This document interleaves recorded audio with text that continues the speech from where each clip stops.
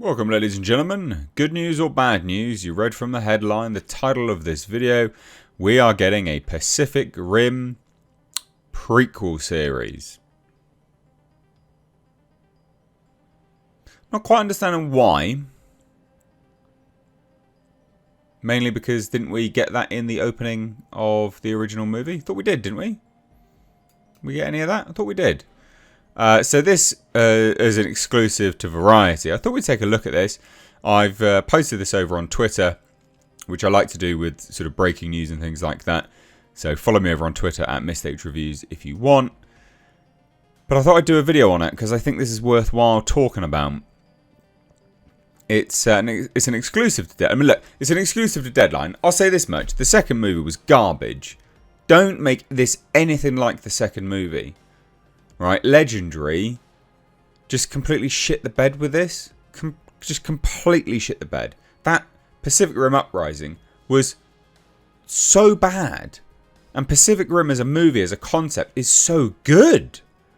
And they could have, if they were smart about it, they could have kept that going.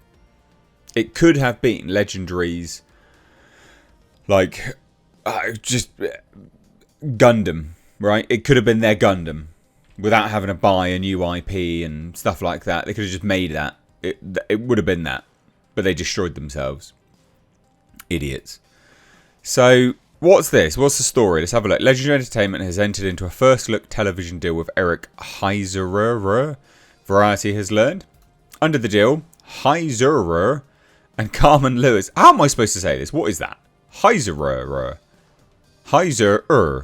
and Carmen Lewis, with whom Heiserer founded the production company Chronology, will develop and shepherd IP-driven and related projects for Legendary. The first project to be developed under the deal will be a Pacific Rim Origin story series. Didn't we get that?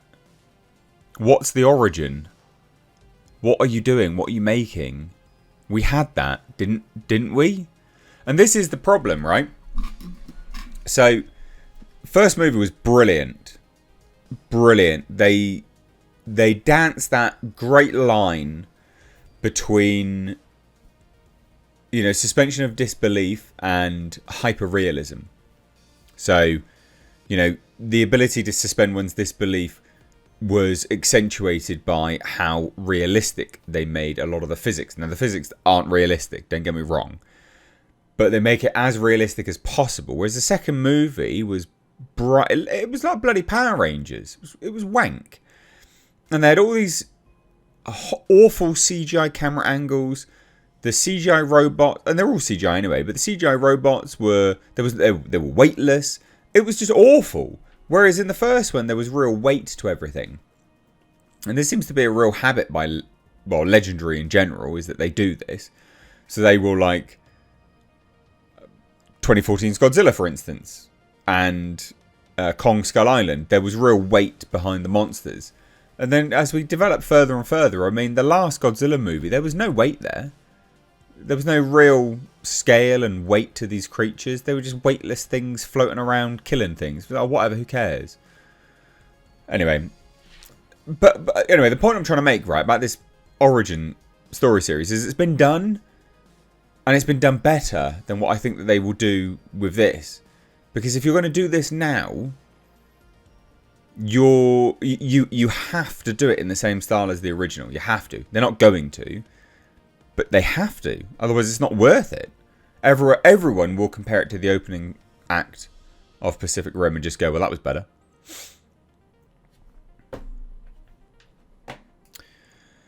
So no, it says, Eric is a multi-talented, prolific creator whose track record of critical and commercial successes speaks for itself. Said Jason Claude Felter, president of Legendary Television. We're thrilled to launch our partnership with Eric, Chronology and Carmen, with a new entry in the epic, globally popular, it is, but make it more like the first one, Pacific Rim universe. We're certain their vision will make for an enthralling expansion to Legendary's beloved franchise. It's not franchise yet. I mean, it is, but it's not. Shouldn't be. News of the TV first look deal comes just under 3 weeks after it was announced that Heiserer and chronology had set a first-look film deal at Sony Pictures. Heiserora is a celebrated film and TV writer. He received an Academy Award nomination for Best Adapted Screenplay for the film Arrival. So maybe it's going to be serious. That indicates maybe. His other featuring writing credits include the hit Netflix film Bird Box, as well as Lights Out, Hours, and Bloodshot. And also Nightmare on Elm Street remake. Gets worse, doesn't it, actually?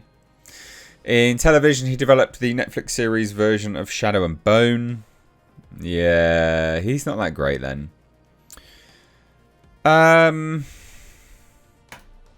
Yeah. And just to show how monumentally successful that film was, right? Pacific Rim franchise. Okay. The first film came out in 2013. Grossed $400 million at the global box office. In 2013, that was huge money. The sequel bowed in 2018 and did like shit money. And Del Toro is not involved in this, from what we know. Otherwise, they would have announced it. But I just want to indicate this kind of stuff here. Look, you know, they say this. This is him saying why he's never bothered to watch it and stuff like that. The second film, he says we were getting ready to do it. It was different from the first, but it had a continuation of many of the things that I was trying to do. Then what happened is, I mean, this is why life's crazy, right? They had to give a deposit for the stages at 5 p.m. or we would lose the stages in Toronto for many months. So I said, don't forget, we're going to lose the stages. And 5 o'clock came and went, and we lost the stages. They said, well, we can shoot it in China. And I go, what do you mean we? I've got to do Shape of Water. So, yeah, they gave that film to Stephen S. DeKnight. Fucking terrible. And Del Toro had intended Pacific Rim to be the beginning of a franchise. The sequel obviously bombed. Because it's a behind-the-scenes change that's felt in ways both big and small. As a second entry in the franchise ditches or downgrades many of the elements that made Del Toro's blah, blah, blah. I mean, they would never... Yeah. So basically he was like, yeah, I didn't see the final movie. Because that's like watching home movies from your ex-wife. It's terrible.